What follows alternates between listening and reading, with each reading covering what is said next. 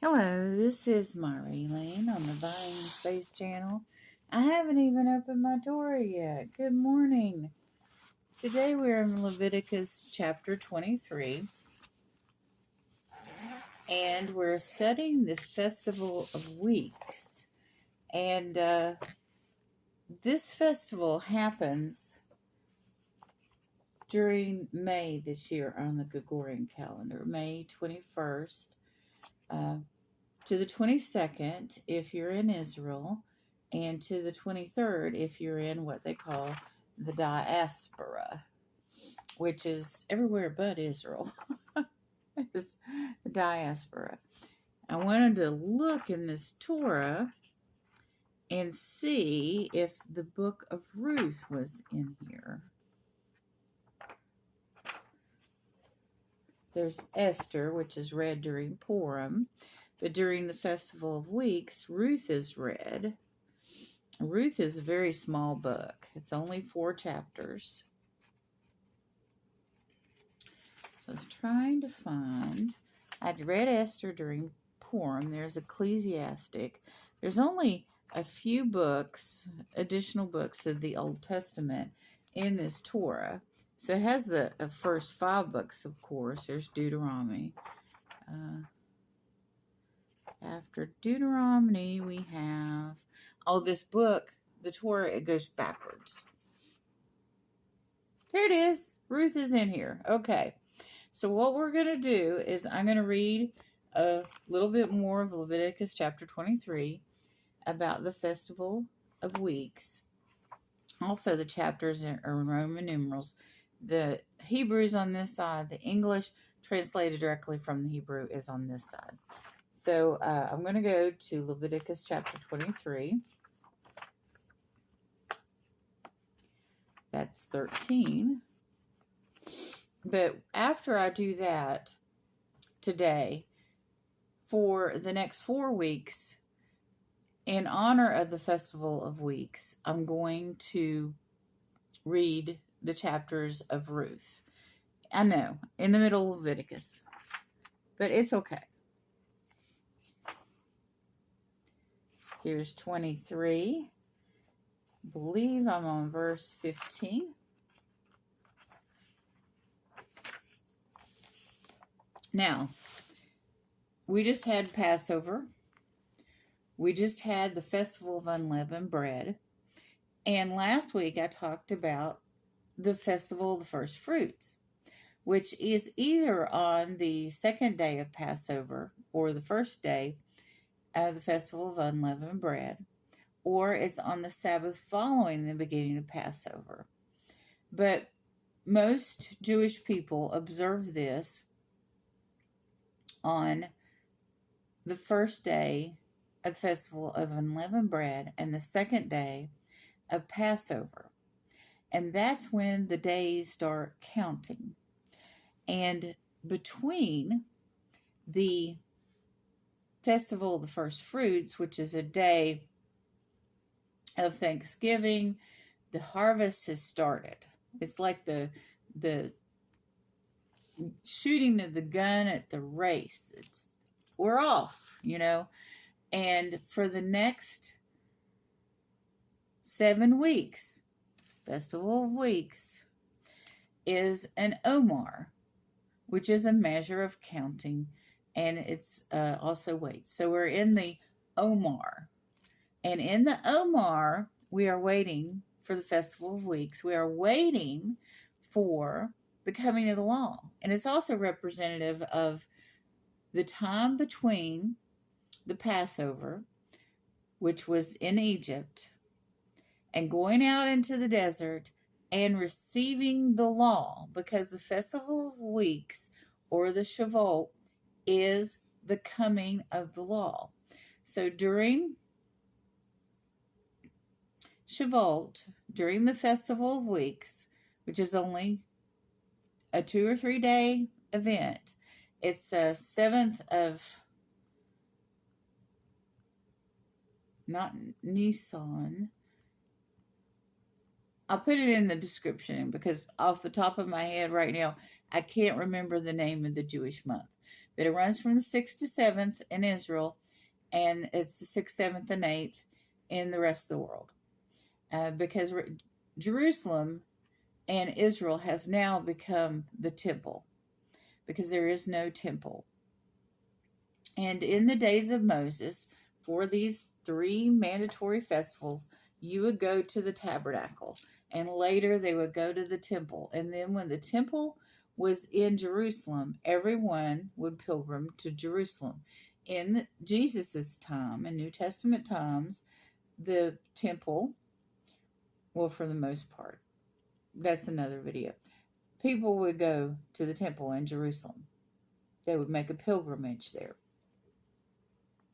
And when they were in the desert, they would go to around the tabernacle, or in the tabernacle if appropriate. The priest and the high priest would go inside of the tabernacle.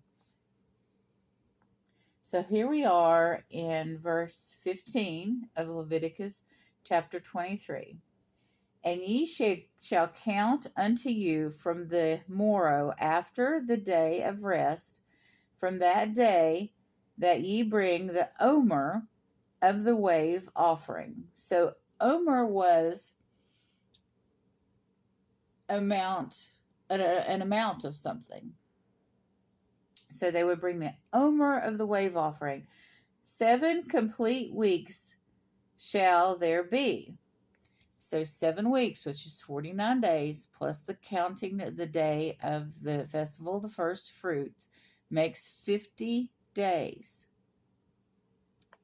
Unto the morrow after the 7 weeks ye shall number 50 days, and ye shall then offer a new meal offering unto the Lord. Out of your own habitations shall ye bring 2 wave loaves of 2/10 parts of fine flour. Shall they be leavened? Shall they be baked? So we're back to using yeast after the Passover's over. 50 days later, and probably after Passover and the festival of unleavened bread is over, you can have leavened bread, and you can have yeast, you can have rising dough. You don't have to eat hardtack anymore, or matzo. They are the first fruits unto the Lord. And ye shall offer with bread 7 sheep without blemish of the first year, and 1 young bullock, and 2 rams shall thou be for a burnt offering unto the Lord, with their meal offering. And there shall be a drink offering, an offering made by fire of a sweet savor unto the Lord. So, since there's not a tabernacle or temple, these offerings are not made anymore. But the dinner table is representative now in Jewish households of what was offered in the tabernacle in the temple. So the bread is there.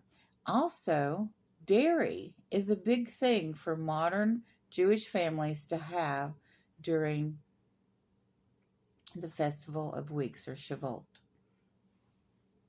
And ye shall sacrifice 1 he-goat for a sin offering, and 2 sheep of the first year for a sacrifice of peace offering. And the priest shall make with them together the bread of the first fruits, a waving before the Lord, together with 2 sheep. Holy shall they be to the Lord for the priests.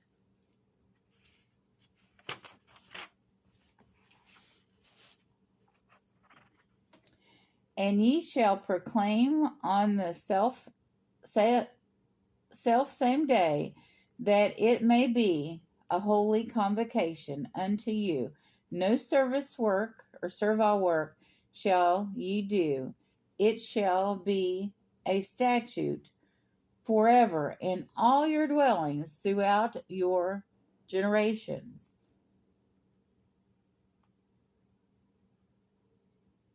And when ye shall reap the harvest of your land, thou shalt not cut away altogether the corners of thy field when thou reapest, and glean of the harvest shall thou not gather up. Unto the poor and the stranger shall thou leave them. I am the Lord your God. So they left the edges. They left a top. It was pleasing to God for them to be charitable and to help those that were poor or traveling or in need. Jesus and his disciples were going. It was on a Shabbat. And the Jewish leaders had a problem with it because the disciples were gleaning wheat, which is considered working. And they gathered up wheat alongside the trail. These edges that were left, they gleaned them. And Jesus had to have a discussion with the religious leaders why that was okay. You know, if you have a ram in the ditch on the Sabbath, don't you get the ram out of the ditch? And later he points out that they were doing circumcisions on the Sabbath. But I'll get into that on Sunday. But on the Festival of Weeks, or Shavuot, now, Jewish families and friends have a feast. They eat a lot of cheesecake. They sit around, they talk, and they study the Torah. And the giving of the Torah is also celebrated during Shavuot. The 10 Commandments and I think it's 613 laws. The priest had pomegranates sewn into the bottom of their hem. The high priest did. And they also had bells in their hem, but which is interesting. But the pomegranates typically have 613 seeds. Maybe it's an average. And there are 613 Levitical laws that were given at the time of Moses, in addition to the 10 Commandments. And so during this harvest festival, they read Ruth, and they read the parts of the Torah that talk about the giving of the law, which was 50 days after they departed from Egypt, 50 days from Passover, 50 days from the second day of Passover, the first day of unleavened bread.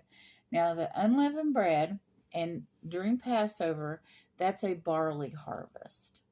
So during Shavuot, the harvest changes from barley to wheat. So that we have these two festivals connected in the type of crops. So the barley harvest is over, the wheat harvest is beginning. I said this before, but I had a friend who's in Galilee. Well, actually, he's not a friend, but I watch his videos. He was talking about having wheat, unleavened wheat, during Passover was not correct, that you had to have unleavened barley. But now that we're entering Shavuot, it's technically correct to have wheat. But now all the bread is leavened. So we have the transition from the barley harvest to the wheat harvest, from the festival of unleavened bread to Shavuot, where you have leaven and you have wheat. But a lot of people eat wheat during Passover too. He was just saying that was not correct. Well, almost every Jewish household doesn't make any kind of effort to go out and get barley for loaves. Maybe some do. They do when they have the festival of unleavened bread, to avoid any contact with any wheat, even on a microscopic level. In modern times, the Jews deck out, cover their counters and their cabinets with aluminum foil. I mean, they clean and clean and clean, but then they put aluminum foil on everything. So after the Feast of Unleavened Bread, hopefully they recycle that. But they sit around and eat cheesecake mainly. They have a lot of dairy, a lot of delicious dairy dishes during Shavuot, and they have cheesecake and they study the Torah, which is wonderful traditions. Now, this timeline also parallels the events of the life of Christ in the New Testament. And I'm going to go ahead and stop here. And tomorrow morning, during my Bible studies on Sunday, which is the day of worship for Christians, most Christians, I'm going to talk about the Pentecost, because Shavuot, the 50 days from the festival of the first fruits, during the first day of festival of unleavened bread, during the second day of Passover, is 50 days to Shavuot, or the festival of weeks, because it's 7 weeks. That 50 days is from the time that Christ, get this right, died on the cross, and then 3 days later he rose from the grave, and then and I'll verify all this by tomorrow, and then he was on earth after his resurrection for 40 days, and then 10 days later was Pentecost. And Pentecost is when we received the Holy Spirit on earth. Now, the disciples received the Holy Spirit earlier, but it's a 50-day period. It's the same 50-day period in the Old Testament, in the Torah, from the festival of first fruits to Shavuot, to the festival of weeks. So all of these events parallel each other. All of this was part of God's plan, and all this showed the fulfillment of the Messiah, Jesus Christ. And if you're there thinking, okay, I expected a Torah reading, I'm getting, New Testament stuff here, I'm getting Jesus Christ, my advice to you would be just look at it. Look at everything that Jesus Christ fulfilled in the Old Testament. The entire Old Testament is pointing to Jesus. And if you don't wish to listen to my Torah readings anymore because I bring up Jesus, well, oh well. I guess I would call myself a Messianic Jew, but I wasn't born Jewish. I was born into a Christian family, was a Christian for 10 years, became an atheist for 41 years, and then became a Christian again. And so I have a unique perspective on things. During those 41 years, I studied theology as a very objective person. And so the things that I read about the Jewish people, politics and all, I had a unique perspective because I wasn't being Zionist at all during those years. And I was very open-minded about the Jewish people during that time. And I was also very open-minded about Islam and the Muslims. And, I was a little bit closed-minded towards Christianity during those years, but I still studied theology. I still studied the Bible when I debated people online. It's like, and I knew the Bible very well when I left Christianity. I was not someone that just wasn't interested in it at all. I had studied it and decided to move on at some point around the age of 15. And then came back to it 41 years later.